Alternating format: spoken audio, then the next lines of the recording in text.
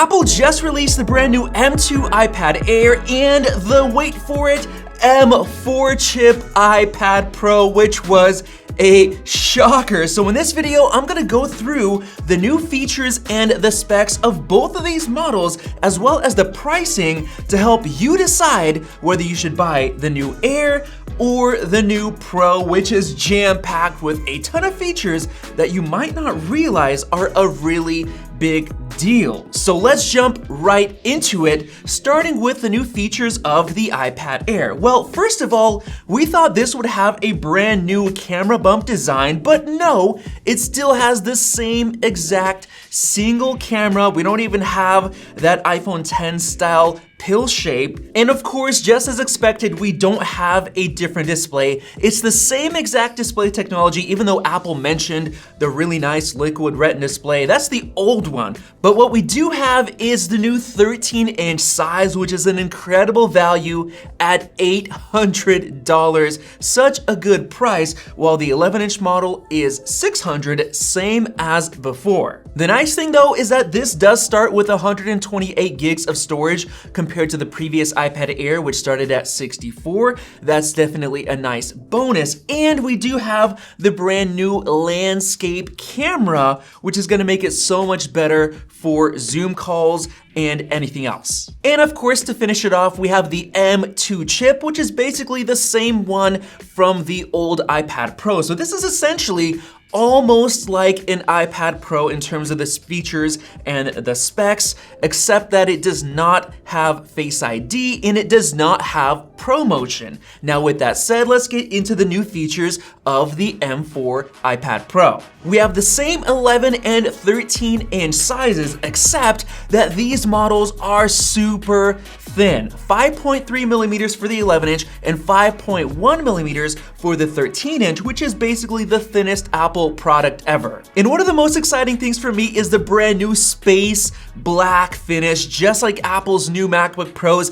That is going to look incredible, especially since you can match it with that new Magic Keyboard, which is actually a big deal in terms of which one to choose, and I'll get into that in just a minute. But the number one standout difference between both of these is that this one gets the new OLED displays compared to traditional LCD. But not only just OLED, it's tandem stack OLED. That's two of the same OLED panels stacked on top of each other to basically double the brightness. This iPad Air maxes out at about 500 nits of brightness, standard and HDR, everything 500 limit, while this one goes up to 1,000 nits standard all the time. It's gonna be crazy, crazy bright, and 1,600 nits peak for HDR content. That is absolutely mind-blowing, basically matching the brightness specs of the MacBook Pros. However, instead of being LCD, it's OLED, so you get perfect blacks.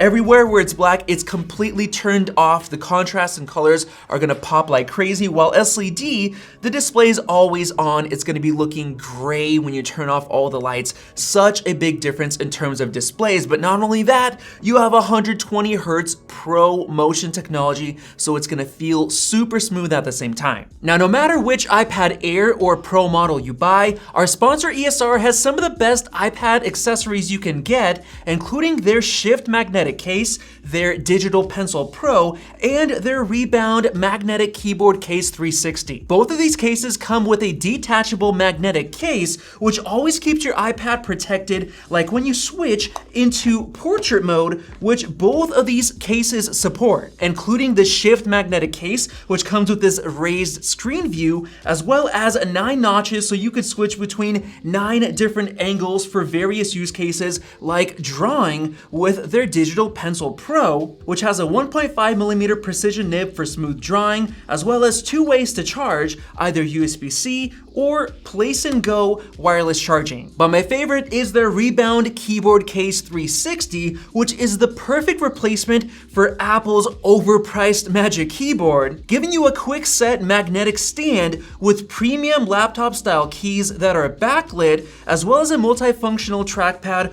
for a laptop-like experience. And it even comes with a secure magnetic clasp for the pencil. And you can order any of these ESR iPad accessories today using the links in the description below. But now let's get into that brand new M4 chip. Keep in mind, M4 versus M2, that is gonna be a big difference because we know the M3 chip in the MacBook Air and the MacBooks was a pretty decent difference. It wasn't that big of a boost. The M4 takes it to another level with a brand new design based on TSMC's N3E node, which is supposed to be a lot more efficient. And on top of that, you get an additional 2 efficiency cores in the M4 chip. So that's a 10 core compared to an 8 core with the M2. Of course, we also have the 16-core neural engine for AI with up to 38 teraflops of NPU performance. That's very exciting. You're gonna do a lot of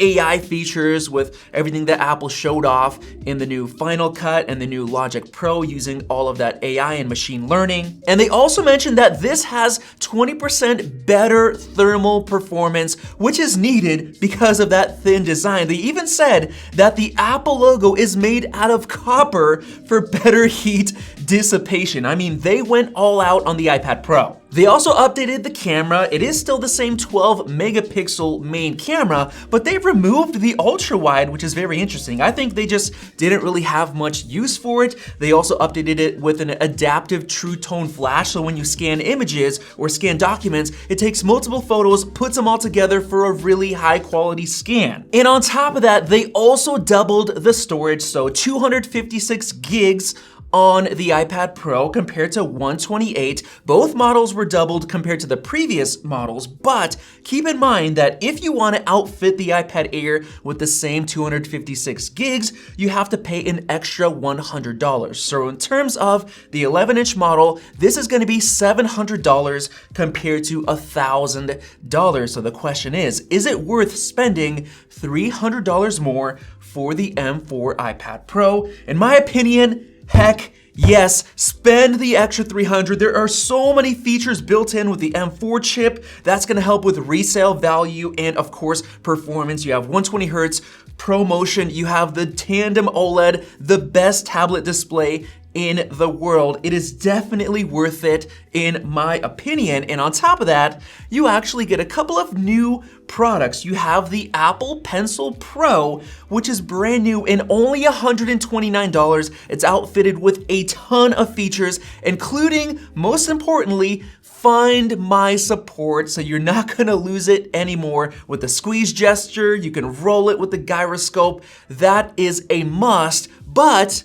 you might not know this, but you can get this on the iPad Air as well. So in that case, that's not really a deal breaker in terms of which one to choose. But the new Magic Keyboard is, because that Magic Keyboard is only available on the new M4 iPad Pro, and that Magic Keyboard is basically twice as good as the current one, which is supported by the iPad Air. First of all, it has a full function row. It has an aluminum bottom portion with a trackpad that has haptic feedback just like their MacBooks. The trackpad is also larger. It has a brand new hinge design, so it's even thinner. In my opinion, that Magic Keyboard is so much better, and guess what?